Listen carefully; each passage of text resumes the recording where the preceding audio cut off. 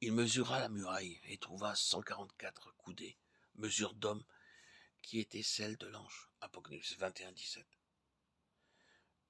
La muraille parle de ce qui sépare, de ce qui est distinctif. Nous pouvons être à l'intérieur ou en dehors. Elle définit le témoignage intégral de Dieu. Ceux qui sont au cœur du témoignage expriment ce qui est exclusif, total, entièrement de Dieu.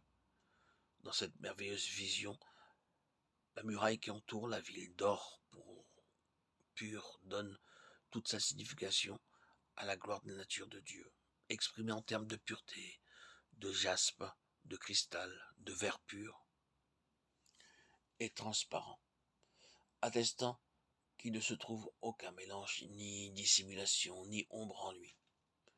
Que signifie la mesure de 144, 12 fois 12, coudées? Le nombre 12 est relatif au gouvernement et également à ceux qui gouverneront. L'Église est l'ensemble des vainqueurs de tous les âges. C'est elle qui gouvernera les nations.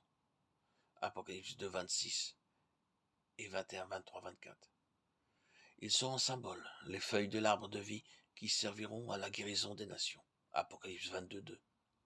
C'est-à-dire ceux qui auront reçu l'évangile, mais en qui Christ n'aura pu régner. Et ils n'auront donc pas atteint la maturité, l'état de fils. Cette vision montre combien grande et profonde doit être l'œuvre du Saint-Esprit en nous afin d'éliminer notre vie naturelle, polluée, mélangée, trouble, dissimulatrice. Cette œuvre sera pleinement réalisée comme montré par ce symbolisme en tous ceux qui auront suivi l'agneau partout où il va. Ils seront ceux qui entreront dans les portes de la ville et auront droit à l'arbre de vie et au gouvernement. Apocalypse 21, 23. Et des noms écrits, ceux des 12 tribus des fils d'Israël, Apocalypse 21, 12. La muraille avait 12 fondements et sur eux les 12 noms des 12 apôtres de l'agneau. Apocalypse 21, 14. Les fondements de la muraille de la ville étaient ornés de pierres précieuses de toute espèce. Apocalypse 21, 19. Les noms des 12 tribus des fils d'Israël qui ornaient les portes de la Sainte Cité et les noms des 12 apôtres placés sur les fondements appellent à notre pensée Jacob et Pierre, le plus représentatif des 12. Il y avait en Jacob beaucoup de choses à déplorer. Quant à Pierre, le Seigneur, à bien des égards, aurait pu dire « Jamais je n'atteindrai mon but en lui ». Cependant, dans l'histoire de ces hommes, nous retrouvons la nôtre, et bien des aspects, et malgré cela,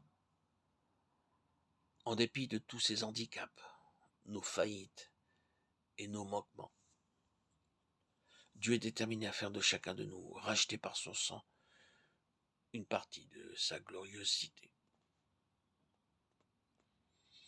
En examinant quelques traits de leur histoire spirituelle, nous voyons comment ils furent taillés, façonnés et amenés à la ressemblance du Fils de Dieu.